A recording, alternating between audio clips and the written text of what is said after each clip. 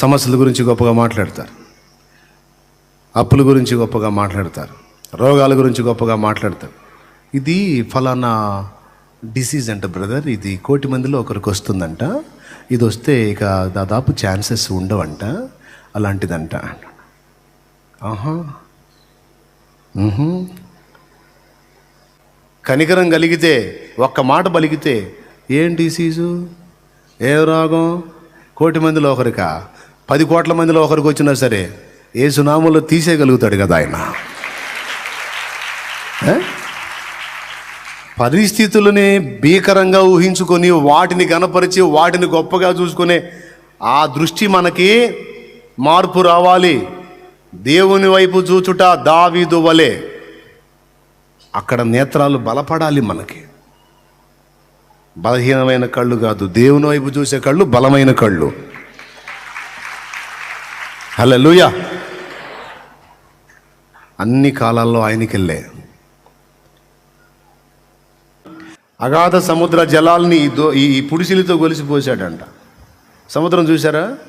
ఎంతమంది చూశారు? స్తోత్రం. అంత పెద్ద అగాధ సముద్రాల్ని దోషులతో పడవటానికి కొలిసిపోయటానికి కొలవటానికి కుదరలే, పుడిసిలతో కొలిసిపోసాడంట.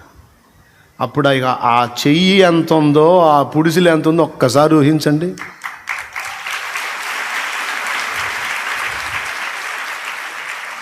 ఆయన బాహు ఎంత అంచనా వేయండి. పర్వతాలు ఎంత పెద్దవి, ఎంత పరిమాణం ఉంటాయి, ఎంత వెయిట్ ఉంటాయి, ఎంత హైట్ ఉంటాయి. అలాంటి పర్వతాలని వెయిట్ ప్రకారం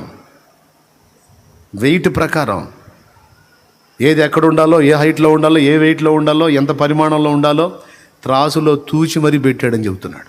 నేను చెప్పానా? యెషయా చెప్పాడు. చూడండి 40:12 చదువు. తన పుడిసిటిలో జలములను కొలచిన వాడెవడు? 40:12 యెషయా గ్రంథము. ఆ మాటలు యాజ్ ఇట్ ఈజ్గా పాటలో పెట్టేశాను నేను. స్తోత్రం. దేవుడు సహాయం చేశాడు. నేల నుండి మంటిని తీసి బొమ్మను చేసి ఆ నాసికారంధ్రాల్లో జీవవాయువును ఊది పో బతుకుపో అంటే తోలు బొమ్మలాగా డింగు తిరుగుతున్నావు కదా, ఇది అద్భుతం కాదా? దేవునికి స్తోత్రం. హల్లెలూయా. అరే దేవుడు అద్భుతం చూడాలంటే ఎక్కడో ఏదో కాదు, అసలు నిన్ను నువ్వు చూసుకోపోయి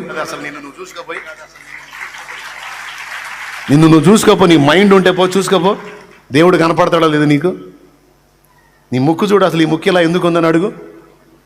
తయారు చేసి పెట్టాడు అక్కడ. ఈ చెయ్యి చూడు, చెయ్యి ఇలా ఎందుకు ఉందని ఆలోచించు. నువ్వు జాయింట్లు ఇచ్చి అన్ని పనులకు వనరుగా చేసి పెట్టాడు ఒకడు, నీ ప్రభు. లేడు?